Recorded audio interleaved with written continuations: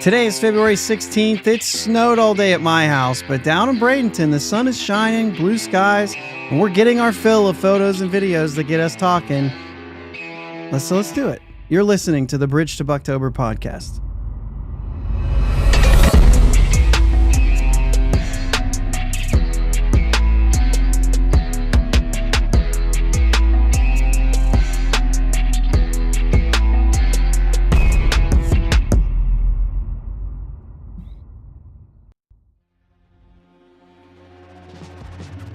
Yins guys, thank you for listening to the Bridge to Buctober podcast, where we talk all about them Pittsburgh Pirates and that. My name is Josh. I'm joined as always by my brother Jake. What's up, Jake? What's going on? Let's get it. I'll tell you what. Here. We'll start off this. I'll tell you what a frustrating offseason does. I've shown this baseball a lot this offseason. Look at how worn the Pirates' pee is getting. Just rubbing pee right off there. That's hilarious. Rosati's he's bailing on us. He's stopping in to say hi, and then he's going to watch basketball. Maybe he means baseball. I don't know. Cool story, bro. You watching the college baseball, Jake? Not the Invitational. I haven't had a chance to sit down and watch that yet. But I did watch the Buckeyes game today. They're not good at baseball, but that's all right. It was crazy. It was a good game though. They were down like 10-2, and they ended up coming back. And they lost I think the final was 15-10. They made it a game there for like a half an inning. Okay. Came all the way back, made it 10-10. Meanwhile, spring training.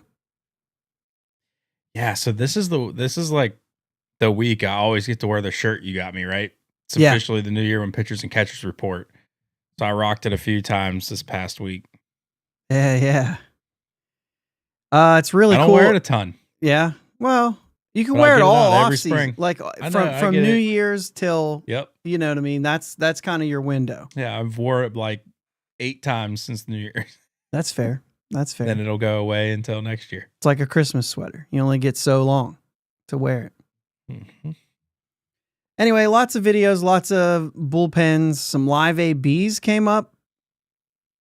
I think it started yesterday, some of them today.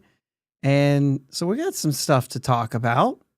watching some live ABs, getting some information that maybe is important to us. We're going to talk Paul Skenes. We're going to talk Dave Bednar. Real pitching heavy episode tonight, which is, right up your alley. So, and it's normal being that it's pitchers and catchers right now. Right. Obviously. Yeah. It was funny because on the onset of the offseason, it's like, oh, pitchers and catchers reported. The only thing we talked about was the hitters because of Horwitz and the injury and the whole 9 yards. So it was kind of interesting in that way that it felt like we were not focusing on pitching. But here we are. A lot to talk about. And I don't know. You have like an early, maybe like too early take on something that you're seeing. So I don't think it's fair. I'm going to take an easy way out. Skenes, Cy Young. I mean, adding 2 pitches. Yeah, I mean, yeah, it's not fair. It's going to be not fair for the opposition. I'm sorry. No, we're going to talk about that. Yeah, I don't know. For me, I can't wait to get down there, man. I'm just the ice and the snowstorm today. I can't wait. Like it's a week from today.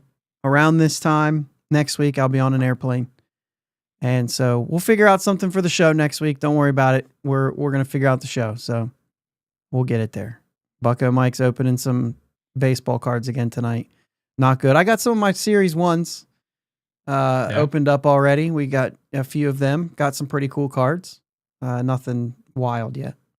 So, anyway, I'll start off with some catchers. Okay, I'm going to talk about 4 catchers in camp right now, and Joey Bart, Henry Davis, Endy Rodriguez, Jason DeLay. And I just want to know how you feeling right now, guys. Because you got to have some mixed, well, hear me out here. This is, you'll see where I'm going with this. You got to have some mixed feelings. Okay? On one hand, you got the best, like your best pitcher could be even more difficult to hit this year, which increases your chance to win games. On the other hand, he's going to be more difficult to catch this year, increasing your game plan, homework, your chance of confusion.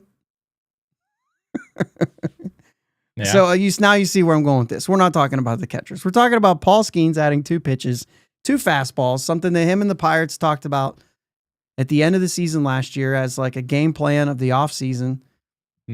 And it's not fair, Jake. It's not. I mean, he's already done what he's been doing, and he says, I can go this way. I can go this way with the perceived going up. You know what I mean? The carry through the zone, and he can just drop it off the table. Now he can go this way as well as the other. You can go both ways, down and out, down and in, whichever hitter's up, doesn't matter. He can cut it in on your hands, no matter which side you're on. He can throw it away from you. It's just, it's just going to be. Yeah, he can play the 4-seam with either of the cutter or the 2-seam, right? But he can also mess the 2-seam up with the splinker. He can also mess the cutter with the slider. And there's a changeup in there too. Yeah, it's wild. Good luck. Paul Skenes is an animal. You know what I'm saying? Yeah. He's an absolute animal, and it's only going to continue. Now, let's be fair. Okay, so he's going to have, and part of this is now I've got a game plan for righties. Now I've got a game plan for lefties. I can do all these different things, and maybe some of those pitches are better and never used on the other hand or whatever. But it's just your arsenal continues to grow to be more effective, all while also trying to stay in the zone more and basically do other things that also make him so good. Yeah, he's been talking a lot about efficiency, getting people out efficiently. And that doesn't mean he wants to cut down on strikeouts. He just wants to strike you out in 3 pitches. Right. Yeah. So let me ask you this, and as if there's concern, but like you have to ask the questions, right? Do you think that this could overcomplicate things? No. Nothing. You're not worried at all. What if he gets excited about his new toy and he wants to go to that over and over again? We've seen this happen. And he wants to go to that over and over again when really 3-2 with 2 guys on, you really need to go back to old reliable and do what you do best. Yeah, 100%. And I don't doubt for a minute that he does that. Like, okay. I'm not worried about it. This dude is, the way he talks in interviews about his stuff. Like, what's your expectation moving forward? And he said, just to be better than last year. Like, and I'm not looking at, and they showed his stats at the bottom of MLB Network while he's talking. He's like, yeah, I'm not really looking at my strikeouts and my ERA. And he's like, I'm looking at different stats that the Pirates give me that like I can really focus in on and make those better, which in turn will make the other things better. Mm. This dude he's another level. He's an animal. It's good luck. Yeah. He also let's keep coming back to that. He also never misses an opportunity to give credit to the Pirates in some of the things that he's doing and saying, you know, I think his quote today was, we've got some really smart people here and I'm just essentially listening to them and doing what I can. You know what I mean? Yeah. I like what Adam Murphy says. Anyone else? Yes. Skenes is way too disciplined to overcomplicate pitching. Yep. Exactly. For sure. And that's the thing is when he's talking, he's way above what you would expect to hear. Yeah. Right? This is a freak. He's a freak. Guy. Right? I mean, this is when we've seen guys that are special before. Right? Yeah. That's what you're getting in this situation. Yeah. He's going to know. He's going to know when to go to something. He's not going to overdo it. He understands what's going on here. He's not going to get overexcited. And listen, let's give him this too. I mean, after his rookie season, he's number 15 on MLB Network's top 100. Give him a clap. Oh, hit the clap? No, you're not yet. Come on, man. Help me out. Oh, is that what you're saying? There you go. There we are. Yeah. They said, how's 15 sounding? It's not as good as 1, but. Yeah, exactly. What are we doing? Yeah. I saw one guy said in his top 5 is Zach Wheeler. I'm like, I like Wheeler, but. Like, put Scooble in there, fair. And I'm not arguing, but. I think it's fair only because it's, one seat. It's his rookie year. Like, I think it's fair. He'll be number 2 next year. Yeah. Gary pipes in here. If there's anything to worry about, Bubba and Jones making him coach too. I mean, it's it does have that feeling of seeing the sharks or whatever swimming through the water, and you got all these tiny fish just stuck to them. They're just feeding off of whatever's laying on his. It does have that feeling. I think rightfully so in a way. Yeah, but I think the coaches are definitely pulling their weight here. It's not. Yeah, I don't think they're gonna have. I don't think he's quote unquote coaching them. Yeah. Yeah. There's a lot. He's gonna lean into it too, but yeah, because there's a lot there. I mean, you got to be a freak first, though. Yeah. Maybe Bubba is. We might be. Maybe not. Not to the level of Skenes, but. Right. There's some, I mean, this is a 2-way player who then just said, I'll focus on one and then straight up. Yeah. It's going to be real exciting to see Bubba and how he happens this year. Yeah. And what they do with him. They've got time to take it easy, to take it slow. Yeah, remember, I'm pretty sure like Jared Jones didn't give up a run last spring. Like not one run, right? So that's what it takes to break camp with the Pirates. Yeah. You know what I mean? Yeah. Yeah. That's all I'm saying. I don't know, man. I was thinking, I was looking some stuff up and just trying to get an idea of what we're watching. Right. And I started looking some guys up and I thought, man, Jacob deGrom never struggled. He hit the ground and went like his 2 biggest his two biggest concerns were first run support and second injuries, right? But other than those things, it's been no problem getting guys out. But DeGrom came into the league at 26. So like a totally different story, right? Yeah. So I looked at Verlander, and these are just the two I was like, let me key in on some guys. And I was just off the top of my head, this is just, I want to write these guys down and look them up later when I get a chance to sit down, right? And so I looked at Verlander, and he came out strong. Age 25 season was a career high 4.84 ERA. His age 25 season. So it was like, I think he was 2 years in, hits the age 25 season, right? And that was sandwiched between two top 5 Cy Young finishes.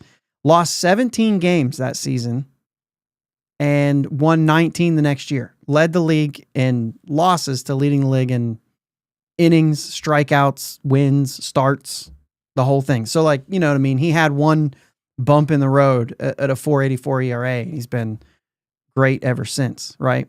Yeah. But even so, like, what are we watching? Dwight Gooden. It's going back a little bit, but he was Rookie of the Year, Cy Young the next year. So that's what you just you just said this could happen, right? So you talk Dwight Gooden, Cy Young the next year after Rookie of the Year. He didn't have an ERA over 3.83 in his first 10 years in the league. And then it was a strike. And then things changed. You know what I'm saying? Yeah. If this is what we're watching, Jake, sign me up. Now, granted, all those Dwight Gooden ones were with the Mets. We don't know what we're going to get. First 10 years of his career, probably not all of them going to be in Pittsburgh, but we don't know what we're going to get. Certainly probably not 10, right? Probably not. Gary saying about Bubba, it says it takes that and having holes you can't otherwise reasonably fill. You know what I mean? To get Bubba in. So it just feels like a lot. We'll let this thing play out. I don't mind them taking their time with him. I think there's probably some Oviedo situation where he's going to come into the season in the rotation. He probably doesn't last the whole season. You know what I mean? Yeah. I think it's reasonable to say there might be a time where they say, all right, let's pull it back a little bit and either throw him in the bullpen or shut him down if it gets too far. You know what I mean? And all that's going to do is open up opportunities for other guys. Right. Plus, we've talked about this. Baseball gods might give other opportunities to people as well. You know what I mean?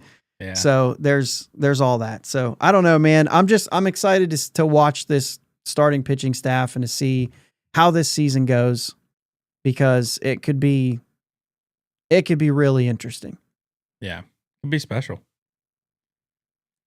This offense might not have to do, although I did just say DeGrom had a problem with run support. So maybe we have the same situation. I don't know. All right. So let's get on to a new, a group who maybe have had some more mixed, starts to their career, or at least the last few years, ups and downs. And that's the bullpen. I think this is kind of the biggest thing, right? And I'm going to start right it off with David Bednar. We saw the live ABs today. I'll give my opinion first. We did talk a little bit about this before, so I have an idea where you may try to calm me down. But I came into this saying, if you're not totally jacked after watching what you saw in just a small clip of David Bednar, and it wasn't just, he got Triolo to swing and miss and he's a week ahead of Brian Reynolds. For me, it's not about that. It was about, I put my mouse, I think it was Jason DeLay catching. I'm not 100% sure though. But I put my mouse on the glove before the first fastball to Triolo. And then he pulls the glove down. I left my mouse there, right? The pitch was right there. Fastball command was huge. Now that's one pitch. I understand. But there's body language involved in this too. And then he tunnels the curveball in that same spot. And he gets old jelly leg, hitter. And he laughs. And like that laugh was, maybe I'm reading into this, and you can calm it down if you want. You can be with everybody else telling me I'm crazy, but there was a smile on his face, which it's been written how much it bothered him last year to struggle the way that he did. That smile kind of was one of those smiles. You know what I mean? Like you get that smile. You do. Like, I think I just did something really good right there. You know what I mean? Yeah. And I feel like he's starting to feel it. That at bat against Reynolds, where they kept putting Reynolds back in the batter's box, but that fastball was a strike. He would have been rung up. The curveball was a strike. He would have been rung up. And then he still struck him out with another fastball that was right there. You know what I mean? Yeah. And he's thinned out. They're saying he's put on muscle. I can't tell that in the videos, right? But they're saying he's put on some muscle. And to me, it's the body language. Last year, even when he was on that 19 straight save run, that some of that body language still, like, he was like, all right, I got through this game. Let's get to the next one. You know what I mean? There was a grind a bit last year. And I don't know if it's just, hey, we're here. It's new again. We're playing again. I'm excited. But there was a little bit of, like, I think he's got a little confidence back. And I think he's feeling it right now. Yeah. And I don't want to pull you down at all. Like, that's not where I'm at on this. I just want to see him against other hitters outside of the Pirates organization. I want to see him not throwing against Reynolds and shorts. But absolutely the tunneling, like all that. I'm excited about it. Mm-hmm. I just want to see it again in a game. I want to see it, come out of the bullpen and do that. Definitely encouraging. I'm definitely excited about it. You're just waiting. You're holding off. Yeah, You're not ready to go in yet.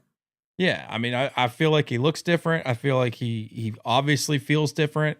He obviously feels good about everything that's going on. So I'm in. Yeah. I'm just going to be really jacked when he just comes out and dominates another lineup. Okay. Adam says the movement on his pitches looked different than April and May of last year. And that's being said too, that he never looked like he looks right now. He never looked like that last year. Right. Not in spring, you know what I mean? In spring training, he didn't come in looking like that. Like, it's a different, it is a different feel. So I'm really excited. I think it's possibly an overreaction. I'm actually okay with that. I'm all right because we need Bednar to be good. And I've been saying it all offseason that I think he'll be fine. And the fact that he's come in and he's changed some, maybe some of this, Bucko Mike says, he has a comment about icy lights. Maybe some of that is changed. And you know what I mean? Like, we're looking a little different here. I can see confidence. I'm reading body language in those situations, and that's where I'm getting excited. Yeah, and it's like he said in that one art, I forget which one it was, but he said, calendar flips over, it's a new year, clean slate. Yeah, I'm ready to go. Then he comes out and he has a good outing, day one, first live ABs. He's feeling it right now, and it's great to see. All right, so let's talk about the rest of this bullpen here. We've got some time here to kind of go all in on the bullpen today. It's something that we've kind of went over. And I think there's a lot of question marks here, but I also think that there's a lot of potential here. So we're just going to kind of go through some of the roles and some of what you think. For me, 9th inning, this is Bednar's. He's my closer, especially after that segment. I'm not going to go against it, right? That's going to be it. So let's talk about the 8th inning. We had Chapman last year. We had Holderman for a little bit. There was some other guys in there. Santana ended up getting some time in the 8th inning. What do you feel like going into this season? And like I said, we don't have to conditionalize that. Let's see how spring goes. We understand that. So let's just kind of skip over that and say, this is what I think. Whatever happens, happens. But who's your two guys? Or I assume we're going to go with two guys because it's going to be mix and match. What do you think in 8th inning here with the guys that are in camp right now?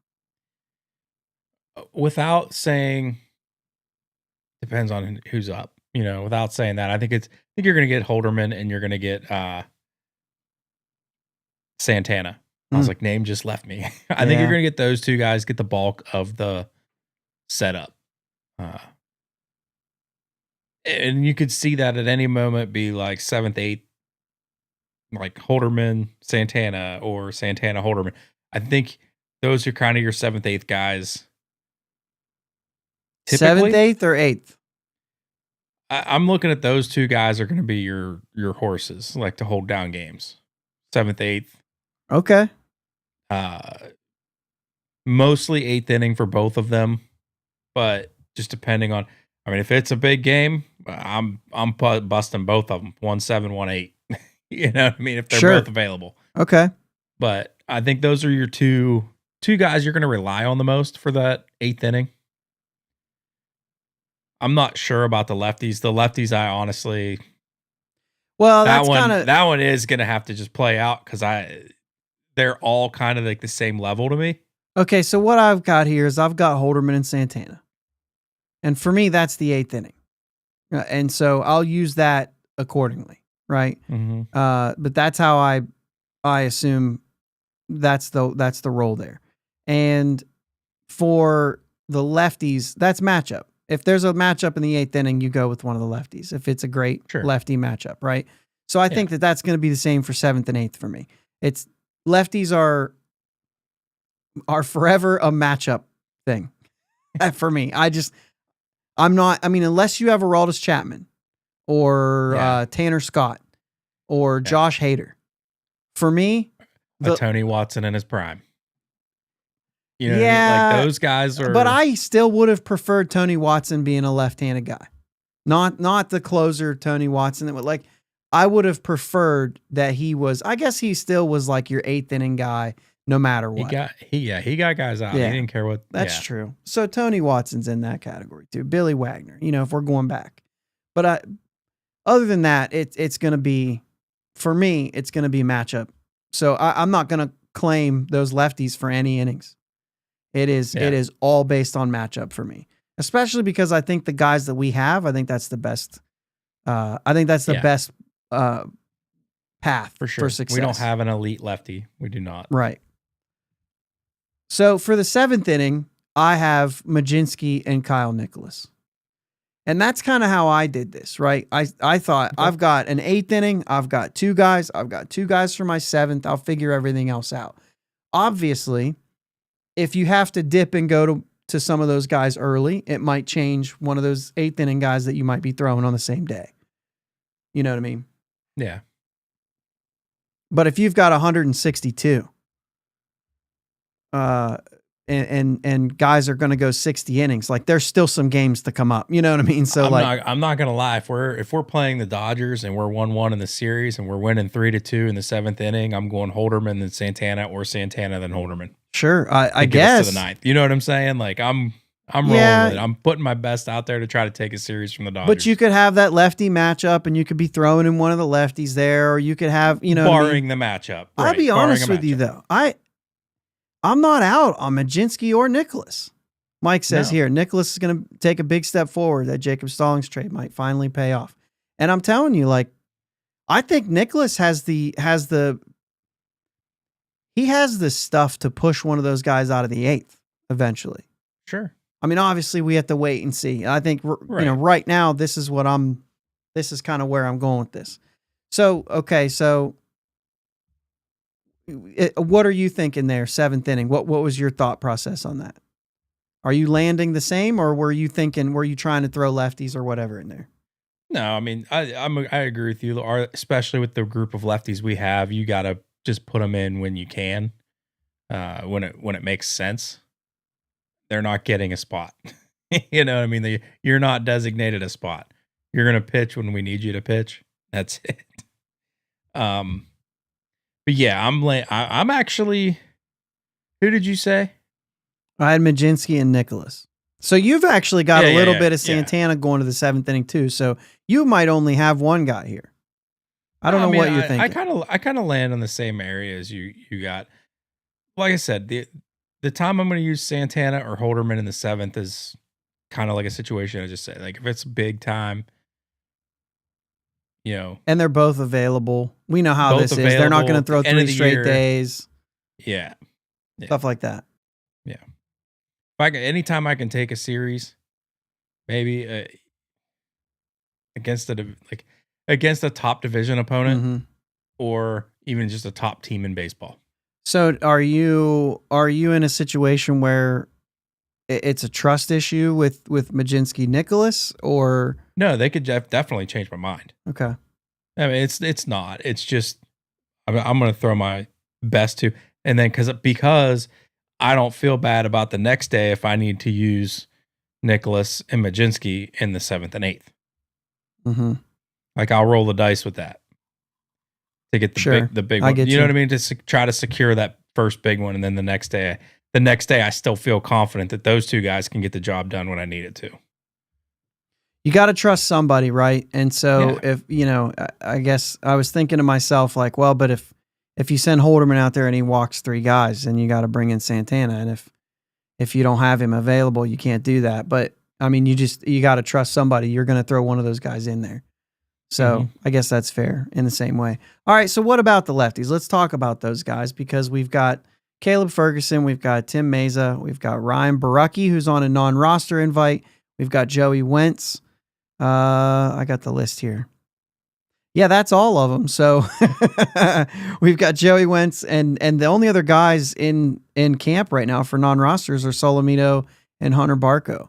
And so I doubt you're thinking that they've got a shot of making this roster, especially because both of them still very much starters.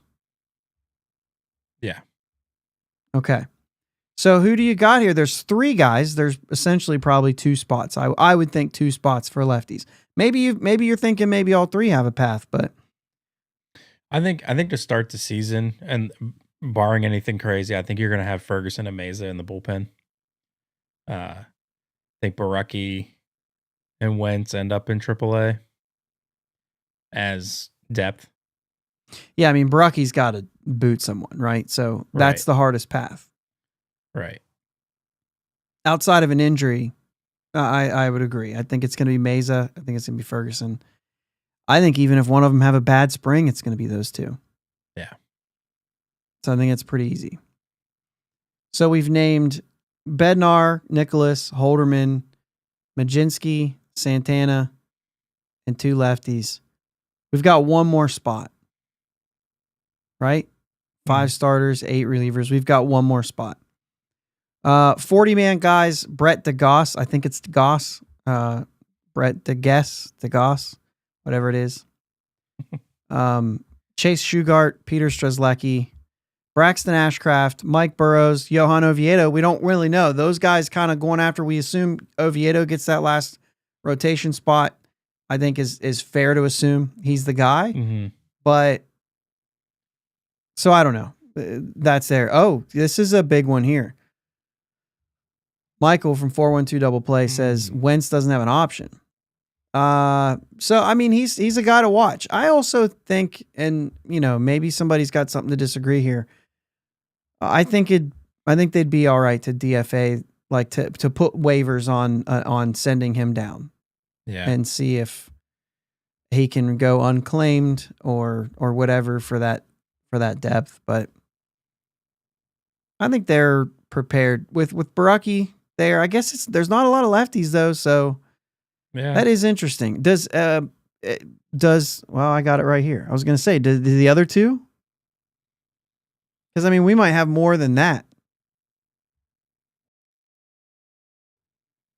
Where's the option? I'm on Fangraphs right now, and they usually 0 options. Tim Meza doesn't have options. Caleb Ferguson doesn't have options because they were brought in as free agents. So maybe they all 3 make it. So if they all 3 make it, you've got 3 lefties. Now you're talking, we've got the rest of these guys that I just said are out. So that could be a scenario where early on they go with the 3 lefties. Excuse me. Yeah, maybe put one of them in like a long relief guy. I don't know if any of them have build up at all, but I mean, I don't think you really have to do that, right? You've got an 8-man bullpen. You can figure it out. Do we need long relievers now that we've got 13 guys as a pitching staff anymore? You know what I'm saying? True. Like we really don't. Well, how many innings are you going to need? You got 8 guys back there. Even if 2 of them are unavailable, you're asking your pitcher to go 3 innings at that point and give everybody else 1. You know what I mean? Like, I mean, obviously that's not, you don't play it out that way. Several of these guys can go 2 innings too. So I just don't know, like the long reliever thing, you just don't see that play out very often unless it's a piggyback start or an opener and then a starter goes 4 innings anyway. Yeah. You know what I mean? So there's just not a whole lot there for the long relief spot. I don't know. Gary says, I'm guessing Ferguson is a long reliever. So there you go. You have one anyway. Yeah. So it's all there. It's all, I mean, if you want to just go with that, we're done. Personally, I'd rather see somebody else. I think there's some other guys that have a shot to crack that thing. Yeah, he meant Caleb. Yep. Isaac Matson was there a little bit last year. Ryder Ryan, Hunter Stratton. If these guys push, they could push Wentz out in a sense. Yeah. Outside of that, I think you're there. I'm trying to look to see if like Shugart or any of these guys are. How do you get there? I need to have Ethan's spreadsheet pulled up here because I'm sure they're all listed on there too. So you've got Strzelecki has no options either, but Shugart and DeGust do. But Strzelecki's in the same boat as Wentz. And I'm going to be honest with you, like, I don't know. I guess Wentz had a decent run with the Pirates a little bit. He wasn't all terrible. Right? What? You looking Wentz? It up? Yeah. Yeah, I'm trying to figure out how to pronounce this dude's name. Because I can't listen to you just because I'm surprised. I always look him up. And I looked it up at one point. DeGust. Okay. Well, is that what I was saying? So DUHGUS. Okay. There we go. So last year with the Pirates, yeah, Wentz had a 1.50 ERA, but it was 12 innings. Yeah. So like it was there. It was fine. Yeah, I don't know. In 55 innings with Detroit before that, he had a 5.37. So overall, he threw to a 4.68 clip last year. Yeah, which for your 8th guy in your bullpen, why not? Yeah, who cares? So maybe that is it. Maybe that is exactly how the bullpen shapes up. And there's no drama to it whatsoever. No anything, right? We've already got it. It's all there. Jake, sometimes that happens when you become a little bit of a better team. Yeah. Am I maybe reaching for that? You know what I'm saying? Like you look at our offense, Jake, there's a lot of ways you could really do that. Yeah. In a few positions, there's some ways that you could get creative. Absolutely. I don't think this bullpen's as bad as what some people have made it out to be. The problem is, I think the problem is we were talking about how good our bullpen was going to be last year, and it was not. Yeah. It was anything but. Sure. I think some people are also just afraid to say it's solid. That's fair. The fear shack. I don't know what I'm saying. For the sure fact, shack. That he said shack. For the fact that how off we were last year on it. So. Yeah, I think that's a good point there. And Dowry Moretta has officially gone on the 60-day injured list, making room for Tommy Pham to be added, essentially just waiting for that to finish so that they could do that. Yeah. So, yeah, Mike says relievers turn it around on a dime all the time. I mean, there's a lot of relievers can be streaky in a sense, you know what I mean? And part of that problem is like you have a couple bad outings and your numbers aren't going to look good. Yeah. It takes a long time to get them back. It doesn't take as long to make them bad, though. That's the thing. You could say like, well, if you go back to April 17th, after that, he's had a 1.32 ERA in 12 appearances. You know what I mean? But his ERA is still 5.01. You know what I mean? Yeah. Yeah. Because he happened to come in and give up 4 runs without recording an out. And then there's nothing else, right? Yeah. NBA talk with Uncle Jake. Talking Shaq. Breaking backboards. That's terrible. Charles Barkley on. Jeez. This is an NBA pod. I think we just used all the content we have NBA wise. You got anything else? I saw a dunk contest where they jumped over a car. Let me just say this, Jake. I watched a couple of the dunk contest things. Sorry if you guys like the NBA and you like basketball. Like, you know what I'm saying? I'm sorry. This is just, it's my personal opinion. It's okay. I respect yours for liking it. But the dunk contest is like, I saw a couple of them and I saw this guy do a dunk and he was so pumped. And I was like, you just dunked it. Like, I don't know why you think, like, what did you do? Like, he walked around like he just killed a man. He's like he's really into it. And I'm like, that wasn't even that impressive. And I'm starting to think, when do we go 15-foot rim, get a trampoline? Now let's get creative. Like, what are we doing? I'm just not, the guy jumped over a car and I'm thinking, okay, but we had to drive a car onto a basketball court in order for somebody to win the dunk contest. Why didn't we have a trampoline on the other side of the car and turn it the other way and make him jump all the way over the car lengthwise and then dunk it? I mean, these are athletes, dude. Like, you can't just have them getting like out for the rest of the season in a dunk contest, bro. Like, I think there's a clear reason why they don't do that. We just got to stop. They leave that to the mascots. We got to just stop doing they're not creative though. And they act like they are, is the thing that bugs me. And maybe it's the fact that I don't watch enough basketball, that I don't understand to what length they just went to land this dunk. You know what I mean? Like, yeah. I want to see a guy do a backflip and then dunk it. You know, like that would be incredible. I'd be like, whoa, at that. Otherwise, I'm just kind of like, you dunked it. Now, like I said, the car thing, that was impressive. But we got to bring a car out onto the court, onto the field. I don't know. Yeah. Sorry. My quick NBA take is, so I went to one a couple weeks ago. I went over to watch New Orleans and Boston, and it just still holds true for me. The first three quarters just don't matter. Nothing's exciting in the first three quarters. Really? Fourth quarter comes around, there's a 15-point deficit. The team down 15, they can easily come back and win. Like, easily. Like, it's just not exciting to me until the last 6 minutes of the game. Yeah, but the last 2 minutes are terrible. No. 'Cause then you got to foul everybody and make them shoot shots. And yeah, but it takes like 30 minutes to do the last two. I mean, that's fair. But, I mean, I also got to watch a buzzer beater. Yeah, well. Kind of. I mean, there was still like 0.6 seconds. But you didn't get to see somebody jump over a car. I didn't. No. Because it was a real game. Yeah. Sorry. I'm well aware that's a bad take by me.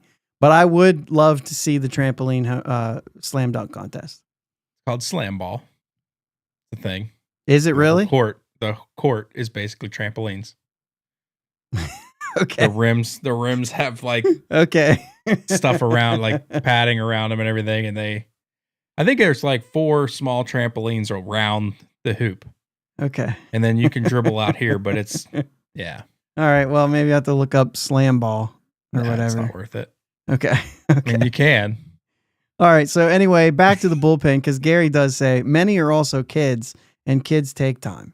And that's a huge thing. So, yeah, I tend to not hate this bullpen right now. I have questions about most of them. I really honestly believe David Bednar is going to be all right. Mm-hmm. Right. Kyle Nicholas, I think is on his way up. I still like Majinski, but we need to see, you know what I mean? I just don't know if he's like a guy that I initially thought this dude's going to close games. Now I'm like, okay, let's see where it goes. You know what I mean? Yeah, Dennis Santana could have been a firecracker. You know what I mean? I'm not sure. I like it. I think it is going to be fine, but there is some question there. And Colin Holderman just has to put it together for a full season. Right. We just haven't seen that yet. But otherwise, his stuff is great, and I think he'll be fine too. So I don't know. The bullpen's just not as bad. This pitching staff in general, we didn't go into the starting pitching, and we don't have to. Everybody knows what the starting pitching is. But this pitching staff is going to stop. Like you're not going to score easily. Right. I don't know if that leaves enough room for this offense, but there's a lot to feel good about on the mound. Yeah. That's I've heard, I forget who it was say it, but I mean, you give us league average offense, we got a chance to win a lot of games. Yeah. League average.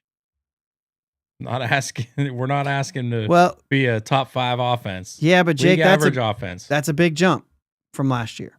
It is. It is. But I think we have a roster that's capable of being league average. Let me ask you this. It's a stretch. We've got some time. I told you that I might throw this in here if we've got some time. Yeah. You think you get closer to league average, Jake, if instead of Pham and IKF, if you had Verdugo and Jose Iglesias just sitting out there, just waiting? Yeah, I think you more easily attain league average offense for sure. That's like I don't know. Like, I just feel like that would be, you're almost batting Key Brian Hayes 9th in that lineup. Yeah. 8th or 9th. You know what I mean? Well, yeah. Right. Beginning of the season, you don't know what it looks like, right? Without Horwitz there for about a month or whatever. So much pressure off of him. Yeah. Just get base hits, dude. Yeah. Just get on base. Turn the lineup over. Adam says, with Nicholas learning as quickly as he is Holderman will be gone at the deadline for a shortstop. I don't know I don't know why you would do that yet. He still has a lot of control. Yeah. I think you keep what's good there. So I'm not really sure. I'm doing that. Yeah. I don't know why you'd break up if the bullpen is strong. I don't know why you break that up. It just depends on how our shortstop is performing. Either IKF or insert name here. Right. It's somebody else. Right. Launchpad asks, why not bring back Starling Marte? Make the Mets eat half the salary and get him for a low minor league package. They want to dump him, buy low on another Marte parte. You're right about this. He can't be worse than Pham. I would agree that's right. However, I don't think that's necessarily smart either. Unless you're trading Pham to them to get him, which would be interesting. I don't see why you would do it, right? Right. Yeah. Especially when you cannot give up somebody and just sign Alex Verdugo, which would be a platoon partner, and just go that route, and he's going to be better than what a lot of what Marte might be able to do for you right now. Yeah. And I'm just saying, the further you go into spring, that's what I'm saying. Yeah. And the further you go into spring, the lower the lower the contracts could be. Yeah. This is another point too. Marte can't stay on the field. He's been injured too. So the thing is, like, it's one thing to say he's playing a bench role, because then you could keep him a little more healthy, letting him play every once in a while. But to replace Pham with him, who right now, Jake, Pham is the starter. Yeah. Regardless of what you and I think, Pham is the starter as of right now. He's going to have to be outplayed. Yeah. And so if you bring in Marte, then, it's safe to say Marte's the starter at that point. Because like I said, you're not going to have both of those guys. One's going for the other in that scenario. I don't think that's I love Starling Marte, and I you know what I mean? As much as I'd like to say we have Kutch, Frazier, Marte, like bringing it all back, it's also maybe not. It's probably just not a great move right now. Yeah. So yeah, I agree. But Verdugo, on the other hand, I'm in. Yeah, even Iglesias. And Iglesias is the other one for shortstop. Now, obviously, that changes a lot of things, right? That changes a lot of things as far as, you've got Frazier in camp now. Triolo is essentially not going anywhere. So if you bring in Iglesias, then you get IKF down to the utility role, which Triolo is already there. So Triolo has to win first in that scenario. And now you have your roster again with Triolo as the first baseman. But then when Horwitz comes back, what are you going to do? I mean, they've already committed to IKF. It probably doesn't make sense. Right. But you just bring it up to say, how much better does that offense look? And defense, when you talk the Iglesias IKF switch. But how much better does that defense look or offense look? And even with the Verdugo. With just two small increases. Yeah, with Verdugo defensively, right? You get a lot better on defense. Yeah. A lot better, right? They're both upgrades on both sides of the ball. Right. They're incremental, but I think it rounds out a roster that you could say like, hey, then again, everybody Josh, here can contribute at some point. I don't know that I'm as frustrated with the offense of IKF as I am his defense. I wish we had a better shortstop. I think IKF can hold his own at the bat, especially if we're projecting him. Now, who knows what the Pirates are actually going to do? But if we have him at the bottom of the order, 8th, 9th, right, I'm totally fine with IKF in the lineup. I'm fine with him as a hitter in our lineup. I don't like him at shortstop at all. At all. Maybe 60, for a game here and there. 60 weighted runs created plus last year with the Pirates. Now, granted, that was Pirates. I get it. That was after the injury. Yeah, but I don't expect was not him to be good. that bad. I don't expect him to be as bad as he was for us last year. I don't necessarily love to look at what he did for us last year. I want to look at what he did last year. Period. Well, okay. Overall, and I know that overall was only 93, which matches his career high. He's a below average hitter every year of his career. He had a 118 with Toronto before the injury. It was by far his best performance. 93 back in 2020 and 93 in 2024. Those are his best offensive seasons. That's based on weighted runs created plus. I'm on Fangraphs right now because I was looking at the roster. And I'm okay with that at my 9-hole, 8-hole. Sure, it could be better. And there's one sitting on the market available. So yes, I agree with it would be an incremental upgrade. Yeah. And last year, I know Iglesias had a great season. 85, 86 games, something like that. Yeah, but also not a career high, but 85 games, but 2020 was a shortened season. But yeah, I mean, he's an 80 weighted runs created plus guy too. You know what I mean? So it's not going to be huge. The defense is where you would get the upgrade at shortstop. Yeah. But that's a good point. It's not a huge difference there at the plate. Yeah, I mean, unless you think he unlocked something, at 34 years old. If you look through, I'm sure if you look through the playoff teams from a year ago, I'll bet you I would put money, even though I'm not a betting guy, but I would put money on the fact that most of the lineups had at least one guy that was under league average as a hitter. Oh yeah. Yeah, that makes sense. So if I have a 80, 90 guy at the bottom of my order, I'm just okay with that. If he's a good defenseman, if he's a good defender. So that's where I want to trade IKF in for upgrade. Yeah, and you flip over to last season's Pirates team, and I mean, you had Brian De La Cruz and Michael Taylor 52 and 42. Mm-hmm. You had Key Bryan last year with the injuries at 61. This is real bad. Yeah. And then Grandal, Tellez, and Nick Gonzalez in the 90s. So like Nick Gonzalez 96. So he's below average, but that's a guy you got to see flip onto the other side of 100 this year. Yeah. Triolo 71. Bart, magnificent 120. But we had a lot of guys that were a lot lower than that, right? Yeah. I don't know. It's going to be interesting to see. They're not going to make those moves. No. So what's it matter? I'm just bringing it up. We talk about things, right. Whether they're going to happen or not. We talk about them.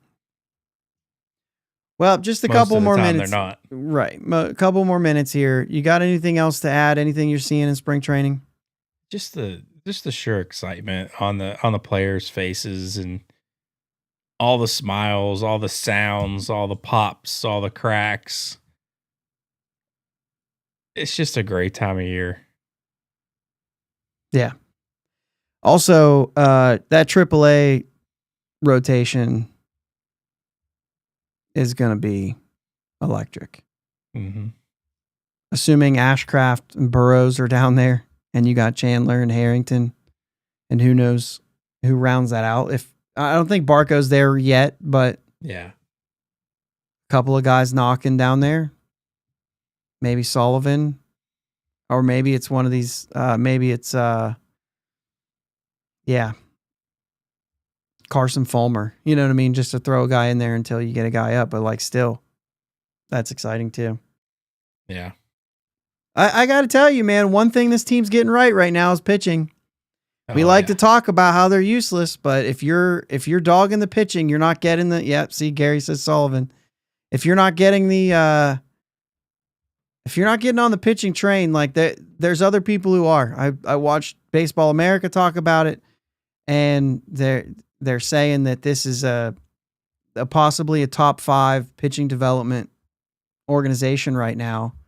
And if they continue, it's going to be big. Yeah. Adam Murphy's, they seem more relaxed and more excited this year than years past. Oviedo talking playoffs already.